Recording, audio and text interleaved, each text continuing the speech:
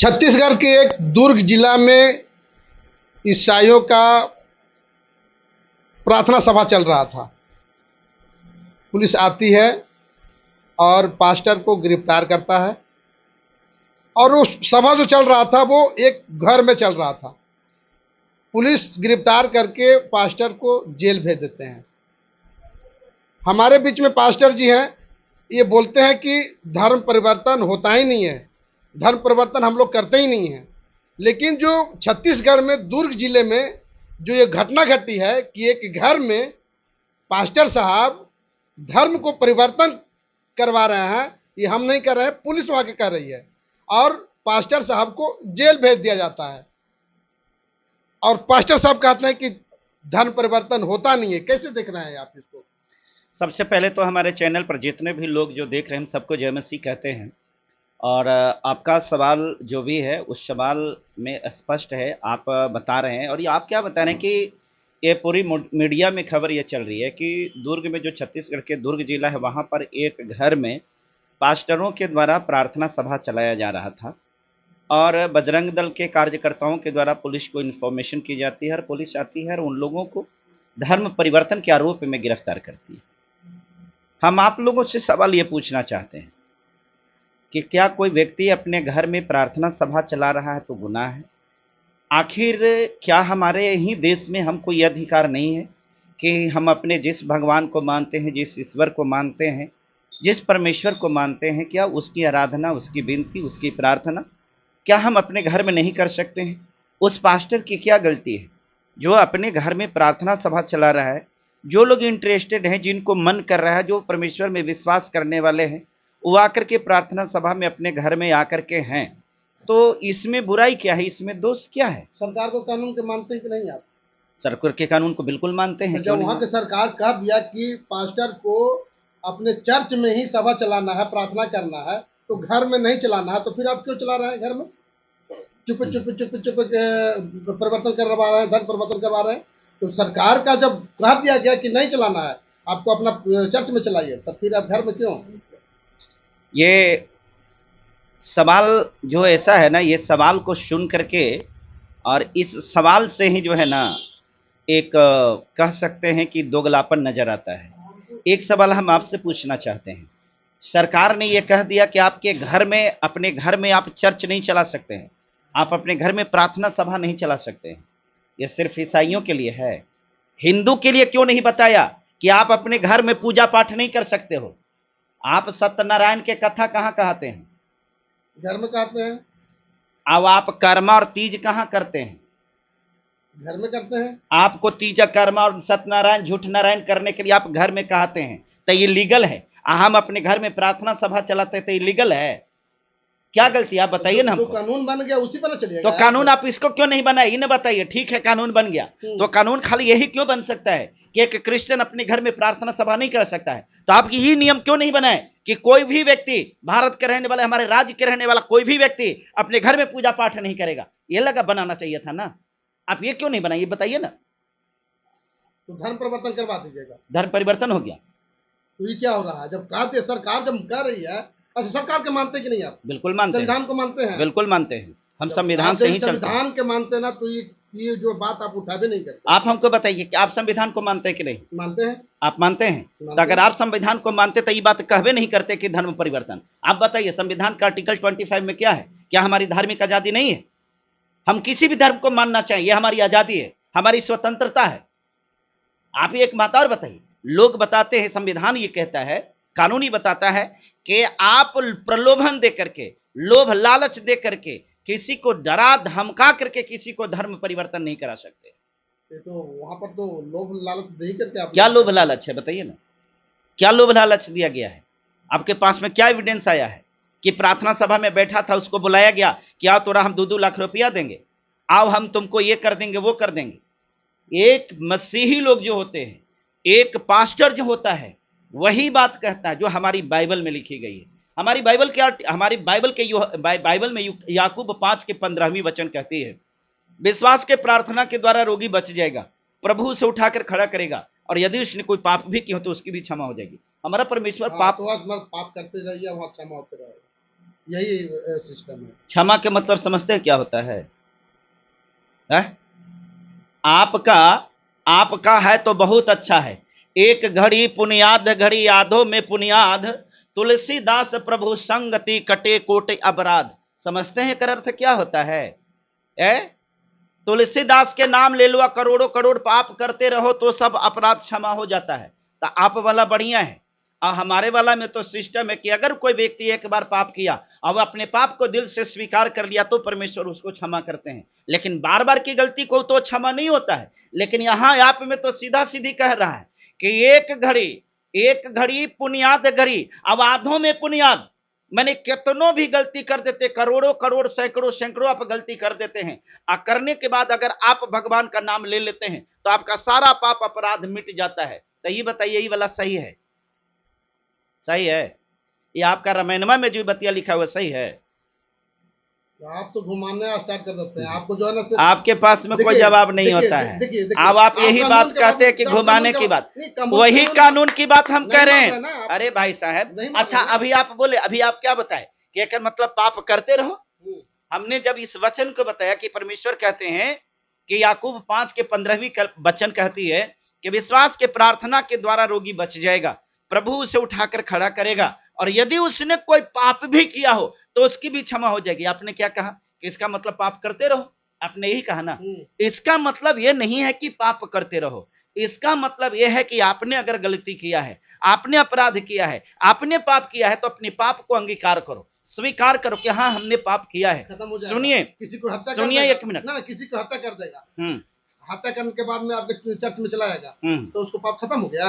देखिए, अब इस बात को समझना, कोई व्यक्ति अगर हत्या कर दिया है, ये अपराध किया है, अपराध करने के बाद अगर कोई व्यक्ति इस बात को कहता है कि हे परमेश्वर मैंने गलती किया है, मैंने अपने पापों को, अपने गुनाहों को कबूल करता हूं कि मैंने ऐसा किया है, लेकिन एक प्रायश्चित क्या होता है? प्रायश्चित का मतलब हुआ कि अब हम इस प्रकार के गुनाह नहीं करेंगे, पहली बात। दूसरी चीज, वो जो किया है गुनाह, कोई परमेश्वर में आकर के यीशु मसीह को ग्रहण करके कोई व्यक्ति इस प्रकार के अपराध नहीं कर सकता है।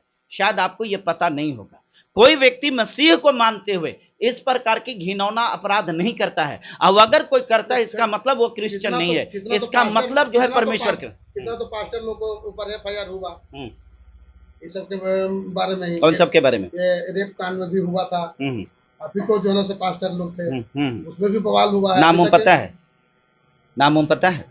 अरे आप पास्टर आप है तो आप ना बताइएगा। आप पास्टर बजिंदर जी को बात कर रहे हैं? हाँ बजिंदर जी के। पास्टर बजिंदर जी बड़ी आपको याद है, राम रहीम आपको याद है? याद, गलत किया तो जेल में है। और अगुआ बाबा के बाबा अगुआ याद है? झांसाराम, ये कौन में है? क्रिश्चियन के संत थे। अरे 1000 एग्जाम्पल महाराज आपका है? मेरे पक्ष में एक आदमी के ऊपर आरोप लगा, उसको कारावास हो गया, जीवन कारावास हो गया, आप उसका कहते हैं कि ये और इधर वाला की गिनती आपका भूल जाते हैं, आपको याद नहीं रहता है? जो हरियाणा में खट्टर की सरकार थी उस समय राम रहीम को अरेस्ट किया गया था, गिरफ्तार किया गया था, है ना? ये मालूम है? और बेटा के क्या नाम था? बेटा के भी नाम याद है? नारायण साईं कौन है, ये मालूम है? मालूम है। ये क्या चीज में जेल गया, ही बताइए? ये सब जो था ना, धार्मिक कर्मकांड करने में जेल गया था, वो सब तो आपका आदर्श था। अरे तो गलत किया है ना, वो गलत किया है तो कोई भी व्यक्ति, क्या बाइबल हमारा इजाजत देता है कि कोई पास्टर हो तो अपराध करो? नहीं। लेकिन सवाल है कि अगर कोई व्यक्ति अपराध किया है तो उसका न्याय कोर्ट करता है। हमारे धर्म गुरु के है, हमारे धर्म गुरु गलत किया, वो जेल गया, ठीक है, ठीक।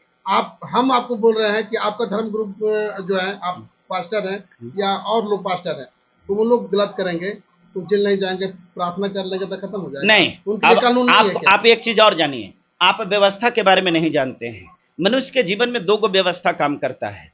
एक जो होता है, जो आध्यात्मिक व्यक्ति होता है तो उसको अध्यात्म की व्यवस्था, स्वर्ग राज्य की व्यवस्था होता है, परमेश्वर की व्यवस्था होता है, ईश्वर की व्यवस्था होती है। और दूसरा, जिस देश में हम रहते हैं वो देश की व्यवस्था होती है। देश की व्यवस्था भारत में है तो यहाँ की कानून है, उस कानून के तहत आपको सजा मिलती है, उसका न्याय होता है। दूसरा जो व्यवस्था है, परमेश्वर की व्यवस्था है, उसमें भी न्याय होता है। आज जिस कोर्ट की आप बात कर रहे हैं, इस कोर्ट में न्याय की अगर बात कर रहे हैं, जिस देश में कॉलेजियम सिस्टम से जज बहाल होता है, वहां पर न्याय की उम्मीद कर पाना मुझे तो नहीं लगता कि सही हो सकता है। जहां पर जाति को देख करके, धर्म और संप्रदाय को देख करके न्याय होता है, वहां पर न्याय की उम्मीद करना सरासर बेईमानी है। आपको मालूम है राम मंदिर पर न्याय देने वाला चीफ जस्टिस कौन थे? कौन थे मालूम है? सीजेआई। कैसे न्याय मिला था? चंद्रचूड़ साहब, डॉक्टर डी वाई चंद्रचूड़ साहब ने न्याय दिया था। कौन आधार पर दिया था? संवैधानिक से आधार दिया था कि आध्यात्मिक दृष्टिकोण से न्याय किया था? आप बताइए। जो सीजेआई कहे कि हमने रात में देखा पर भगवान ने हमको यह संकेत किया कि इस प्रकार से न्याय करो, आप इस प्रकार से कुर्सी पर बैठा हुआ न्यायाधीश के अगर न्याय पर भरोसा करने लगे तो ये न्याय नहीं है, ये अन्याय है, इसको अन्याय कहते हैं। हमारे देश में हमारे लोगों के साथ अगर न्याय होता तो आज इस प्रकार से हमारे लोगों के साथ जिस प्रकार से प्रोसिक्यूशन हो रहा है, यह नहीं होता। आपको क्या लगता है कि मसीहियत कमजोर है? आपको लगता है कि ईसा को मानने वाले लोग कमजोर है? कमजोर नहीं है। ईंट से ईंट बजा करके रख देने वाला है। सिर्फ 1 घंटा में बता रहे हैं ना, 1 घंटा में जो है ये जितने भी गुंडे और मवाली जो अपने आप को समझते हैं ना, पानी पिला पिला करके और दौड़ा दौड़ा करके मारा जा सकता है। लेकिन हमारा हाथ बंधा हुआ है बाइबल के द्वारा। हमारी बाइबल इस बात को कहने के लिए, इस काम को करने के लिए इजाजत नहीं देता है। बस सिर्फ यही। और हम पक्के परमेश्वर को मानने वाले हैं, इसलिए हम बाइबल की व्यवस्था को तोड़ नहीं सकते हैं। यही कारण है कि हमारे लोगों के ऊपर आप शोषण और जुल्म कर लेते हैं। नहीं तो आपकी हैसियत है, आपकी औकात है, पानी पिला पिला कर दौड़ा दौड़ा करके इतना दौड़ा करके मारेंगे ना कि जमीन कम पड़ जाएगी। लेकिन अफसोस हम परमेश्वर के लोग हैं। और छत्तीसगढ़ सरकार को हम बताते हैं, चुल्लू भर पानी में डूब करके मर जाना चाहिए था ऐसी सरकार को, जिसके सरकार में इस प्रकार से निरपराध लोगों के साथ में शोषण, जुल्म और बर्बरता होता है। हम आपसे यही सवाल कर रहे हैं कि कोई व्यक्ति अपने घर में प्रार्थना सभा चला रहा है, क्या यह अपराध है? आप अपने घर में पूजा पाठ करेंगे, आप पूजा पाठ करिए, सत्यनारायण का कथा, झूठ नारायण के कथा कहिए, कर्मा, तीज, व्रत सब कुछ कराते हैं, आप अपने घर में करा सकते हैं, तो ये बहुत अच्छी बात है। हम परमेश्वर को मानने वाले लोग अपने घर में अगर प्रार्थना करते हैं, हम विनती करते हैं, हम आराधना करते हैं, हम उसकी उपासना करते हैं, तो यह कानून में गलत हो गया। आप इसके विरुद्ध में कानून लाए हो। अगर वास्तव में आप समानतावादी सरकार चलाते हो तो यह भी कानून बनाना चाहिए था कि घर में कोई भी व्यक्ति पूजा पाठ या धार्मिक अनुष्ठान कराएगा, वो सब अपराध की श्रेणी में आएगा। उसको इस प्रकार के कानून बनाना चाहिए था। समझ गए? लेकिन याद रखिए, सत्ता हस्तांतरणीय है, सत्ता बदलते रहता है। जिस दिन सत्ता बदल जाएगा ना, उस दिन औकात समझ में आ जाएगा। और आज आप अपने आप को बहुत बड़ा ये कहते हैं, डरिए। अगर परमेश्वर को, आप भगवान को कहते हैं और आप कहते हैं कि हम हिंदू हैं, सनातनी हैं, अगर हिंदू हैं ना तो आप रामायण अगर पढ़े होते, और जो आप भगवान को जिसको मानते हैं, राम को, उसकी कहानी को अगर जाने हो तो इस प्रकार के काम नहीं करते। राम ने सबरी जो मुसहरनी थी, भेलनी, उसकी जूठे बैर खाया था प्रेम के बस में, उसने प्रेम करने के लिए सिखाया था। अब आपका यही प्रेम है कि जो प्रार्थना में बैठी हुई स्त्रियां होती हैं, किसी की बहन होती है, किसी की बेटी होती है, उसके साथ में जाकर के अनैतिक कार्य करिए, उसको जाकर के भद्दी भद्दी गालियां दीजिए, उसको गलत इशारा कीजिए। याद रखिएगा, इस दुनिया में, अगर इस देश में आपका संविधान माफ भी कर देगा ना, तो ऊपर वाला न्याय आपके पक्ष में नहीं हो सकता है। और वो सजा मिलेगी ना, वो सजा मिलेगी कि आपकी रूहें कांप जाएगी। हम तो खैर जानते हैं, हम परमेश्वर के विधान को मानने वाले हैं, हम नहीं तोड़ सकते। हम अपनी बात करें, हमारे यहां तो खैर एगो बात जान लीजिए, मैं सब पास्टर के जैसा नहीं हूं।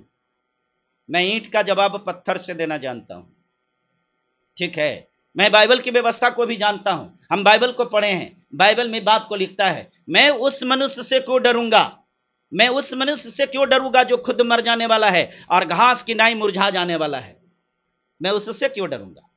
नहीं, हम उस व्यक्ति से नहीं डरते हैं। हम उससे डरते हैं जो शरीर को, आत्मा को, दोनों को नरक में डाल सकता है। ये काम कोई व्यक्ति का नहीं हो सकता है। परमेश्वर ने मुझे भी स्वस्थ रखा है, शरीर दिया है, सब कुछ दिया है, ठीक है। मैं सामना करने के लिए तैयार हूं। मैं ये नहीं कर रहा हूं कि प्रतिशोध लूंगा, मैं बदला लेने की बात नहीं कर रहा हूं, लेकिन ये बात बता रहा हूं कि प्रतिरोध तो करूंगा ना, प्रतिकार तो करूंगा ना। आप मेरे पास में कोई आकर के कहे, हमारा विरोध करे, हमको न करने दे, हम चुपचाप से बैठ करके पिटाएं, तो उसमें से तो हम नहीं हैं, उसमें से नहीं है। आप अगर लाठी चला रहे हैं तो लाठी तो हम भी खोजेंगे, बेशक उस लाठी चलाने के लिए हो चाहे ना, लेकिन लाठी से अपने बचने के लिए तो जरूर रोकेंगे ना। और रोकने के दौरान अगर आपका सिर फट गया तो फट गया, इसमें हमारा क्या दोष है? क्या प्राण बचाने की अनुमति हमको संविधान नहीं देता है? आर्टिकल 96 टू 106 पढ़ लीजिए संविधान, उसमें हमको अधिकार देता है। अगर कोई व्यक्ति हमारे जान मारने के लिए, हमारी जान, हमारी प्राण, हमारी इज्जत, हमारे परिवार का अगर इस प्रकार के कोई नुकसान पहुंचाने के लिए आता है तो उसका प्रतिकार करने का हमको अधिकार है। और उस सिलसिले में अगर किसी को कोई नुकसान होता है तो this is not a crime, हम क्राइम नहीं किए हैं। आप आइए। तो प्रतिक्रिया कैसी लगी? आप वीडियो में देख रहे हैं तो लाइक कीजिए, सब्सक्राइब कीजिए, शेयर कीजिए, दोस्त सब जरूर लिखिएगा। धन्यवाद।